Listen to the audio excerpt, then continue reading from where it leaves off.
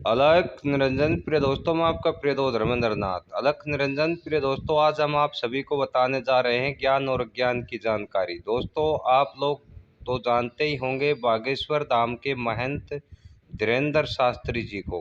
उन्होंने एक वीडियो में तंत्र मंत्र यंत्र और सिद्धि के विषय में बोला है, जो कि हवा में तीर मार रहे हैं।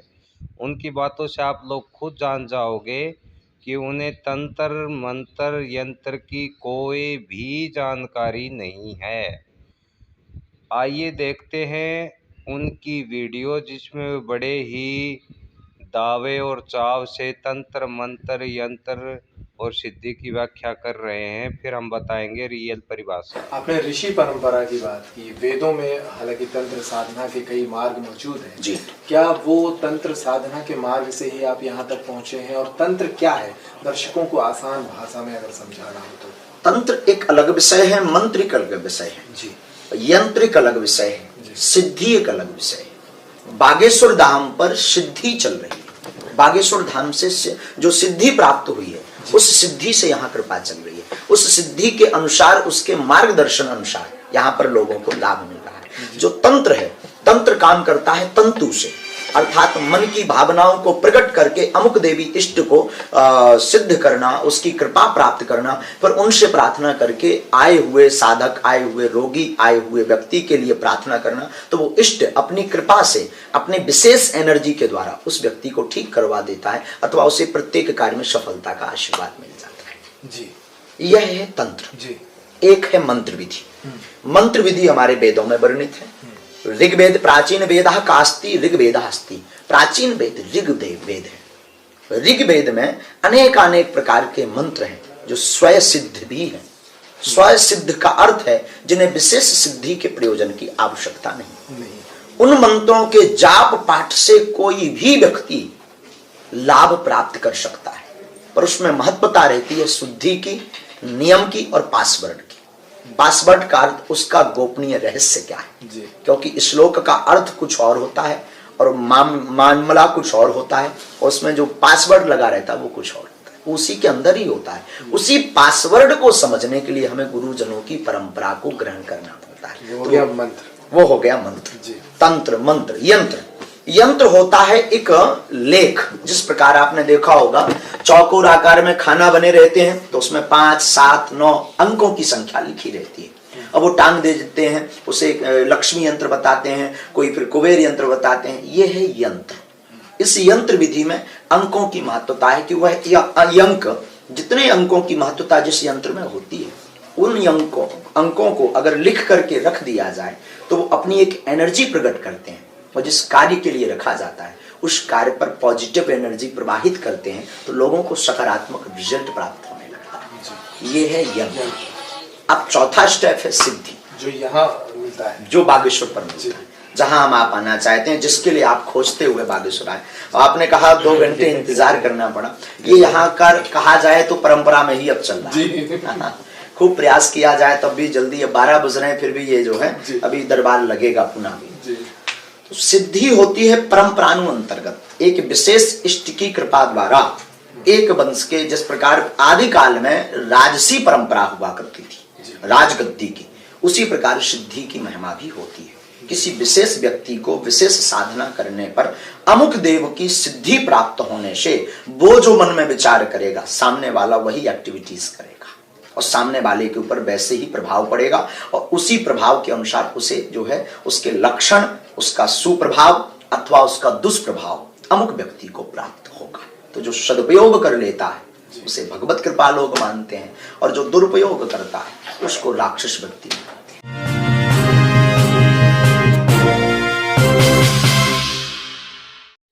अलख निरंजन प्रिय दोस्तों, मैं आपका प्रिय दोस्त धर्मेंद्र नाथ, आप सभी के अपने चहेते यूट्यूब चैनल में आप सभी लोगों का हार्दिक स्वागत है। जैसा कि अभी आपने बागेश्वर धाम के धीरेंद्र महाराज का आपने वीडियो देखा, उसमें उन्होंने तंत्र मंत्र यंत्र और सिद्धि के विषय में जो ज्ञान बताया है।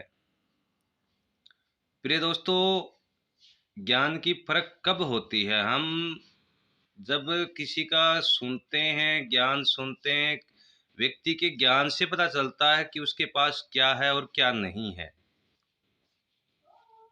तो जैसा कि धीरेन्द्र शास्त्री महाराज जी ने बताया कि जो मंत्र क्या है, तंत्र क्या है, यंत्र क्या है और सिद्धि क्या है। उनकी जो तंत्र की परिभाषा थी उससे आपने देख लिया होगा कि कैसे उन्होंने दिया है। अब हम बताते हैं कि वास्तव में तंत्र की परिभाषा क्या है। तंत्र शब्द तन से बना है, बॉडी से। बॉडी का जो भी पार्ट होता है वो किसी भी चीज का पार्ट हो, चाहे सजीव हो निर्जीव हो, चाहे आप पेड़ का ले लीजिए। बहुत से प्राचीन काल में हमारे शास्त्रों में पेड़ों की जड़ों को जो पंच जो उसके फल फूल मूल तना जो भी जो होते थे उनका तंत्र में बहुत कार्य होता था और उसको एक विधि विधान से वो लेकर के आते थे। इसी तरह मनुष्य के अंगों का भी प्रयोग होता था।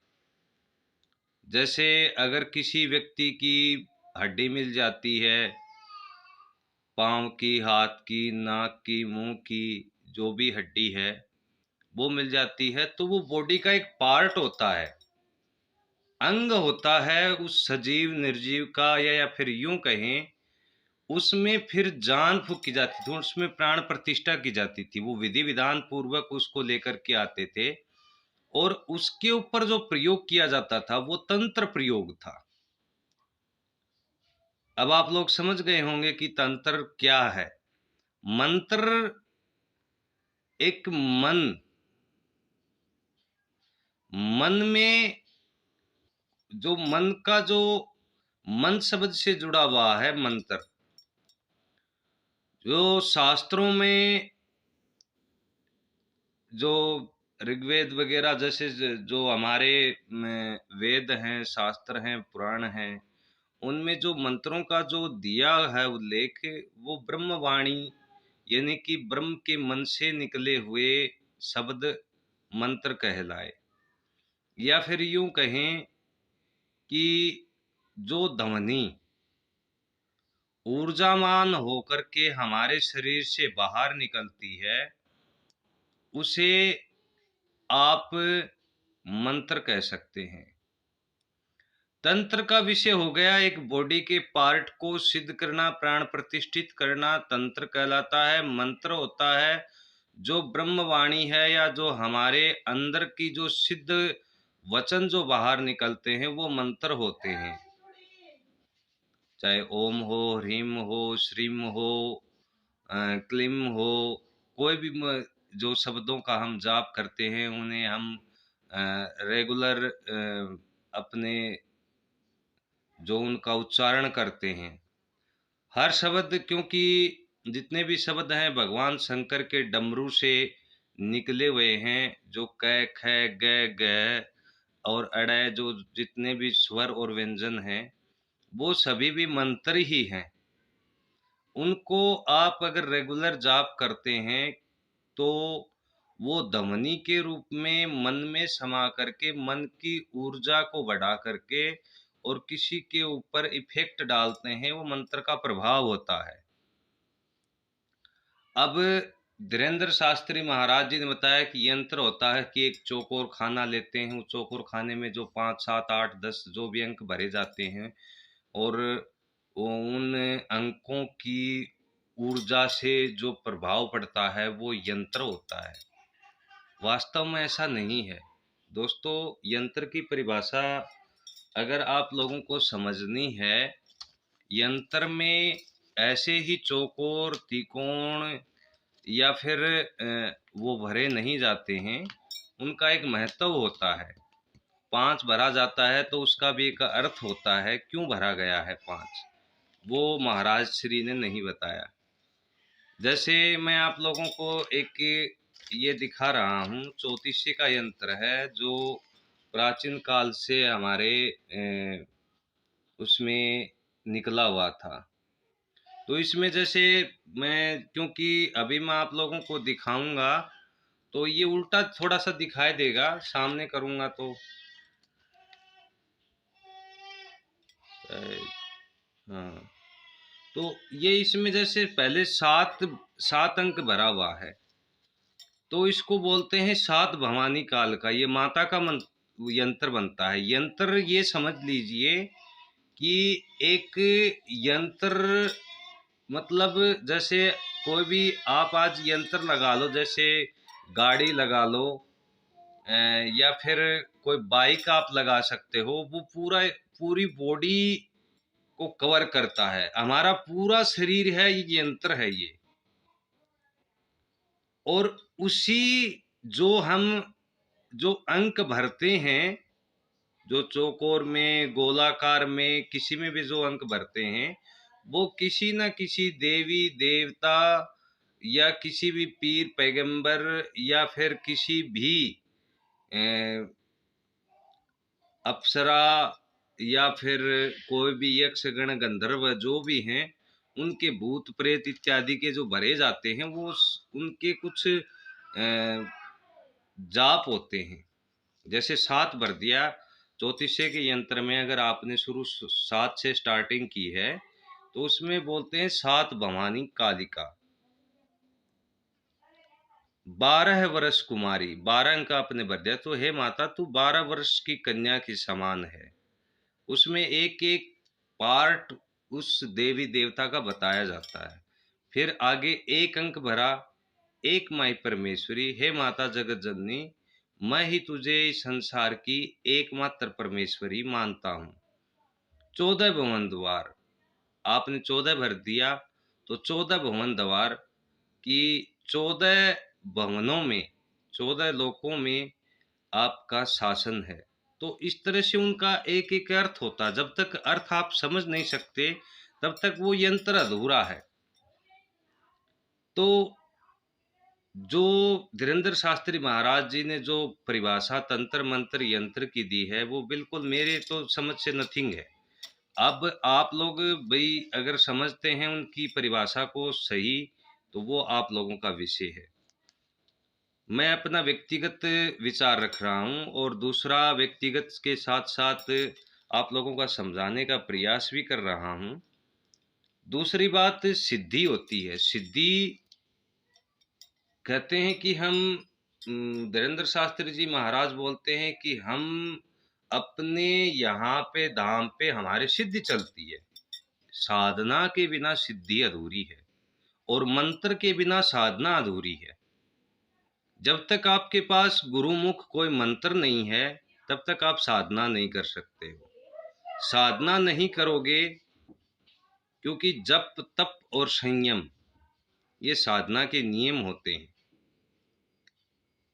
साधना के बाद ही आपको साधन करने की आपकी पराकाष्ठा पहुंच जाती है, तब आपको सिद्धि मिलती है।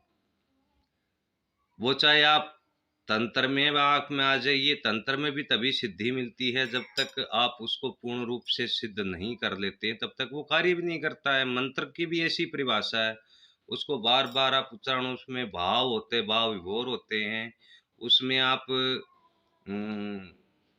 राम शब्द पूरा लेने की जरूरत भी नहीं होती है। अगर रै शब्द से ही आपने राम का पूरा चरित्र को आप जानते हैं और रै शब्द आपने निकाल दिया, उसी रै शब्द से आपका काम बन जाता है। तो दोस्तों मेरे कहने का भाव यही है कि तंत्र मंत्र और यंत्र और सिद्धि की जो व्याख्या महाराज श्री ने जो दी है, मेरे हिसाब से वो बिल्कुल भी 2% भी न शास्त्रों के अनुकूल है, न उनके जो, क्योंकि हमारा जो देश है वो साधनाओं और गुरुओं का देश रहा है। तो एक इतनी बड़ी पदवी के ऊपर मंडलेश्वर महंत तो वो बने हुए हैं, और ऐसी मतलब अज्ञानता पूर्ण व्याख्या उन्होंने की है, तो उसके ऊपर मैंने अपना मंतव्य अपना रखने के लिए जिज्ञासा आप लोगों के सामने रखी है।